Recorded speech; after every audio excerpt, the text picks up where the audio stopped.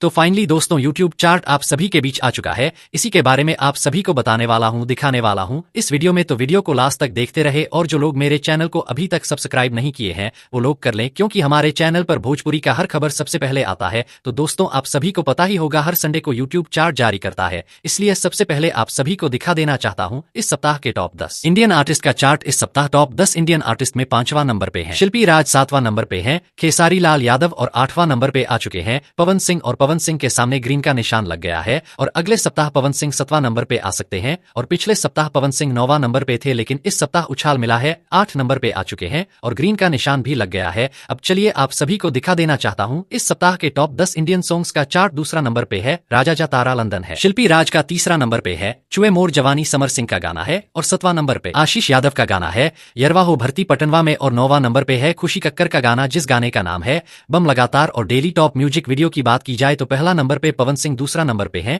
आशीष यादव, जो कि आप लोग स्क्रीन में देख सकते हैं। और यही सब गाना इस समय मार्केट में अच्छा खासा प्रदर्शन कर रहा है, यानी चल रहा है। और टॉप म्यूजिक वीडियोज में पवन सिंह का गाना सड़िया बुलुकिया, ये गाना 3 नंबर पर आ चुका है, जो कि आप लोग स्क्रीन में देख सकते हैं। तो दोस्तों यह रहा अपडेट, आप सभी को कैसा लगा हमें नीचे कमेंट बॉक्स में जरूर बताइएगा। वीडियो पसंद आया तो ज्यादा लाइक करें, कमेंट करें, शेयर करें, सब्सक्राइब करें। धन्यवाद।